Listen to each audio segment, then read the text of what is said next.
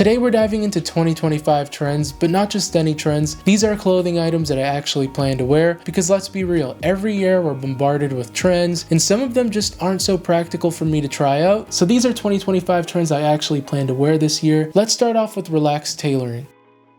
Honestly, this isn't so much of a trend for me because over the last 2 years, this has been something that has been incorporated in my wardrobe already, but since it's a trend, I wanted to talk about it. The reason why I really like this trend is because it really redefines what it means to dress up. You don't need the button up, the tie, the jacket to feel dressed up. Relaxed tailoring is all about unstructured blazers, wearing basics underneath them, trousers that let you move, that feel relaxed but not too baggy, and it really gives off the vibe of, yeah, I put some thought into this outfit, but I didn't spend 2 hours trying to figure it out. I didn't try too hard.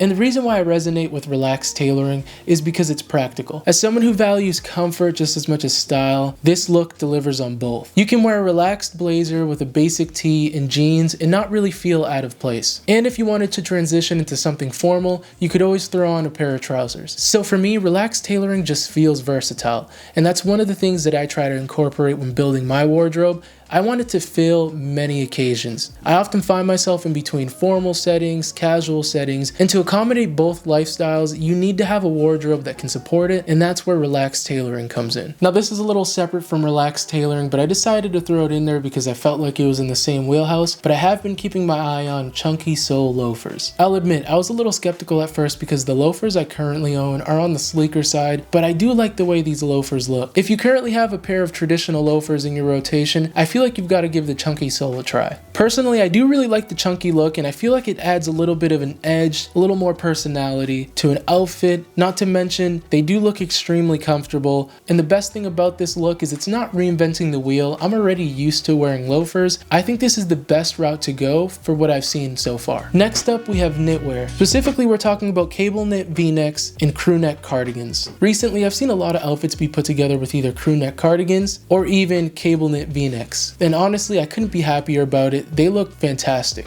And I'm a big fan of anything knitwear, especially when you're here in the Northeast and it's really important to layer up. Having good knitwear is crucial. Other than the fact that they make great layering pieces, I'm also drawn to the texture that it adds to an outfit. Cable knits especially add so much visual interest to an outfit, especially when layered correctly and when you're picking up the correct textures.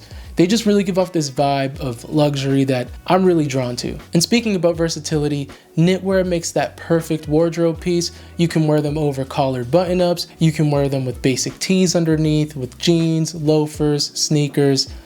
The combinations are endless. So although crew neck cardigans are the biggest trend that we're going to see in 2025, I think knitwear in general is something that I'll continue to dive into this year. Okay, now this one might seem a little out there, it might be a little niche, but hear me out. Western style belts.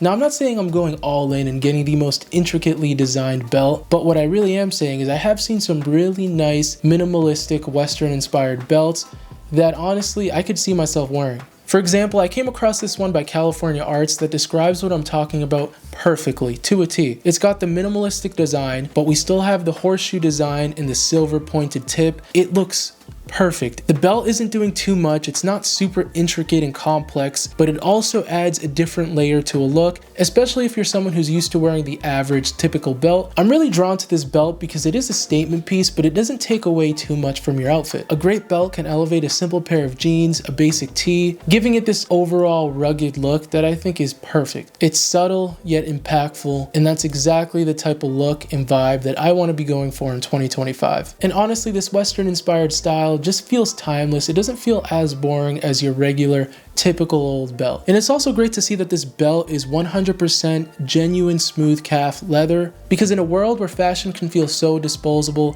you're at least investing in something that has quality. Anything cropped has just been off the charts. We saw it in 2024, we'll continue to see it in 2025, but a place where I want to focus the cropped look is most definitely in my outerwear. Whether it's a cropped peacoat, cropped blazer, puffer, this look is all about playing with proportions and the rule of thirds. One thing that has always annoyed me about jackets and outerwear is sometimes it could seem like the outerwear is eating you alive because the proportions just don't look right. Now, when you're dealing with a cropped jacket, you're following the rule of thirds, and the overall proportions just look more pleasing. Cropped outerwear is all about balance, and I find it to be more flattering on the body. At least that's just been my experience. Pair a crop jacket with a nice pair of trousers, jeans, and suddenly it just works better. It really hits two sides, because if you really do need to layer up, you're at least not taking away from your outfit by wearing an outerwear jacket that just doesn't look right with your look. You ever just wear a jacket that you immediately want to take off because it just doesn't look good with your outfit? You're like, I swear there's a better fit underneath here. Okay, maybe that was a little niche, but you know what I mean. So this year I plan to invest more in cropped outerwear. Now I know that we're moving away from the winter months, but I know I'll find a way to incorporate this going forward. Now let's talk about Japanese denim. Japanese denim isn't anything new under the sun, but I myself happen to have a close relationship to the reason why I will be incorporating in this look this year. Honestly, I am seeing a huge resurgence in Japanese denim. In fact, most large retailers are starting to include some version of this. I've seen some included in Ralph Lauren's catalog. I think I might have also come across one by Todd Snyder, and I wouldn't be surprised if other retailers followed suit. Japanese denim is all about the quality, the craftsmanship, the attention to detail that goes in to create every single one of these pairs, especially if you go directly to the source to purchase them. When you buy into this denim, you're potentially buying into a story. For example, this year I'll be headed over to Japan, and you better believe I'll be getting my hands on Japanese denim. And if I didn't, it would be an absolute crime. So it's really not just about quality, but it's also about the experience and the story behind it. It's the story as to how you acquired your pair of Japanese denim jeans. And now let's be real, when this trend dies down, and I'm not even sure if you can call Japanese denim a trend, but when the retailers stop pushing it as much as they do, I will still be wearing mine because I know that I purchased